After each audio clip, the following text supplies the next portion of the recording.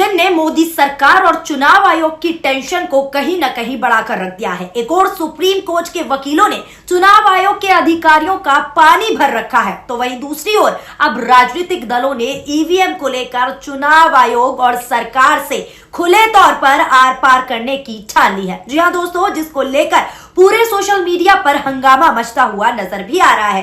क्या कुछ हुआ है सब बताते हैं आपको। नमस्कार, आदाब, स्वागत है आप सभी का और आप देखना शुरू कर चुके हैं पीआरबी।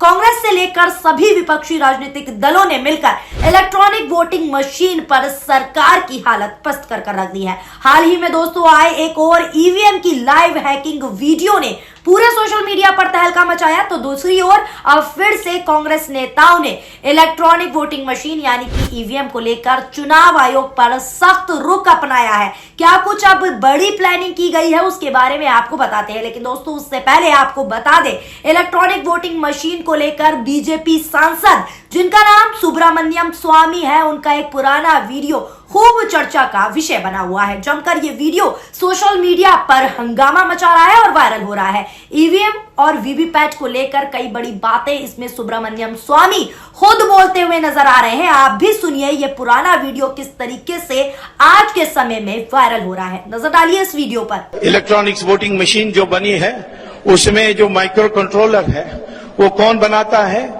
वो जापान बनाता है, जापानीज कोई कंपनी बनाती है। तो मैंने उस जापानीज कंपनी को कांटेक्ट किया कि जो आप माइक्रो कंट्रोलर हमारे ईवीएम में लगाते हैं, क्या आप अपने जापान के कंपनी में भी, जापान के ईवीएम में भी लगाते हैं? तो उसने कहा हम कोई पागल हैं, हम तो ईवीएम नहीं उपयोग करते हैं, हम तो बैलेट पेपर में चलते हैं। आपको आश्चर्य हो, जापान बैलेट पेपर में है, अमेरिका बैलेट पेपर में है, इंग्लैंड बैलेट पेपर में है, अब जर्मनी सुप्रीम कोर्ट के आदेश के बाद वो भी बैलेट पेपर है। सिर्फ हमारे देश में ये इलेक्ट्रॉनिक मशीन की उपयोग। सुना आपने कैसे बीजेपी सांसद ने ईवीएम का सारा काला चिट्ठा पूरे देश के सामने खोल कर रख दिया। वहीं अब दूसरी ओर सोशल मीडिया पर भी इलेक्ट्रॉनिक वोटिंग मशीन को लेकर काफी तेजी से हंगामा मचा हुआ है, जिसके बारे में आगे बात करते हैं। लेकिन दोस्तों उससे पहले कांग्रेस ने क्या रुख अपनाया है वो जानना आपके लिए बेहद ही जरूरी है। मीडिया रिपोर्ट्स के मुताबिक आपको समझाने की कोशिश करते हैं। कांग्रेस महासचिव जयराम रमेश ने निर्वाचन आयोग द्वारा वीवीपैट संबंधी चिंताओं को खारिज किए जाने के बाद सोमवार को एक बार फिर मुख्य चुनाव आयुक्त राजीव कुमार को पत्र लिखकर आरोप लगाया कि निर्वाचन आयोग विपक्षी दलों के प्रश्नों और ईवीएम से संबंधित वास्तविक चिंताओं का ठोस जवाब देने में विफल रहा है। इसी के साथ साथ इस पत्र में कांग्रेस नेता ने लिखा है कि 30 दिसंबर को विपक्षी गठबंधन की तरफ से चुनाव आयोग को भेजे पत्र पर आयोग ने जवाब दिया है। मैंने चुनाव आयोग से ईवीएम और वीवीपैट पर चर्चा और सुझाव के लिए आयोग से मिलने का वक्त मांगा था, लेकिन आयोग ने हमारी मांग को नहीं सुना, यानी पूरी तौर से खुले तौर पर मांगों को खारिज कर दिया। जयराम रमेश ने चुनाव आयोग को लिखे पत्र को सोशल मीडिया पर भी दोस्तों साझा किया है। जयराम रमेश ने सोमवार को राजीव कुमार को लिखे गए पत्र में यह भी कहा है, मैंने आयोग के साथ इंडिया के घटक दलों के नेताओं की मुलाकात के लिए समय देने का स्पष्ट खुले तौर पर अनुरोध किया था। मुलाकात के एजेंडे में वीवीपैट की उपयोग पर चर्चा करना और सुझाव देना शामिल थे। हमारी मांग मानने के बजाय आयोग ने हमें चुनाव की वेबसाइट पर मौजूद FAQ के जवाब पढ़ने की सलाह दे दी, यानी FAQ में जवाब पढ़े ये सलाह दी गई। जब हमने कहा कि हमारे सवालों के जवाब इन FAQ से नहीं मिल रहे हैं, तो आयोग ने हमारे सवालों को ही गलत बता दिया। इससे साफ पता चलता है कि हमें क्यों ईवीएम और वीवीपैट पर दर्शकों के सामने चर्चा मांग कर रहे हैं। राजनीतिक पार्टियों के साथ साथ ही ईवीएम और वीवीपैट को लेकर चर्चा न करना बेहद चिंताजनक बात है। ये सारी बातें उन्होंने कही। जयराम रमेश ने विपक्षी गठबंधन की तरफ से चुनाव आयोग को 9 अगस्त 2023 को ज्ञापन देकर इलेक्ट्रॉनिक वोटिंग मशीन और साथ ही साथ वीवीपैट के मुद्दे पर चर्चा और सुझाव को लेकर बैठक की मांग भी की थी। जयराम रमेश के अनुसार इसके बाद भी कई बार चुनाव आयोग से बैठक को लेकर मांग की गई थी, लेकिन बैठक नहीं हुई और ना ही जवाब आया। इसके बाद जयराम रमेश ने 30 दिसंबर 2023 को चुनाव आयोग को पत्र लिखा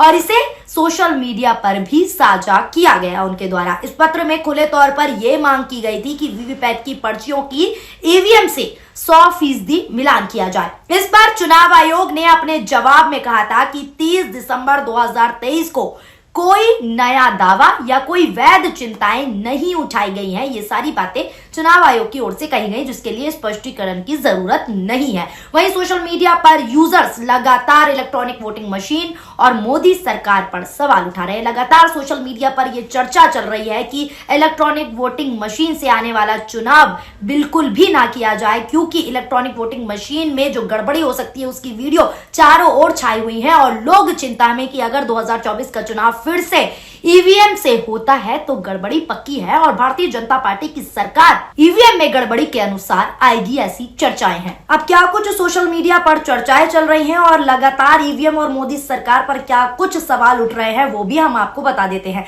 एक यूजर ने ट्वीट करते हुए अपनी प्रतिक्रिया दी है और लिखा है कि चुनाव आयोग अपनी दादागिरी, क्योंकि उनको पीएमओ से और भारत के प्रधानमंत्री नरेंद्र मोदी से संरक्षण प्राप्त है। अब तो चुनाव आयुक्त और चुनाव आयोग यानी कि दोनों की नियुक्ति का प्रावधान कानून नया बनाकर प्रधानमंत्री ना बदल दिया। सैया भाई कोतवाल, अब डर काहे का, यानी अब डर क्या आएगा, निष्पक्ष चुनाव कभी नहीं होगा।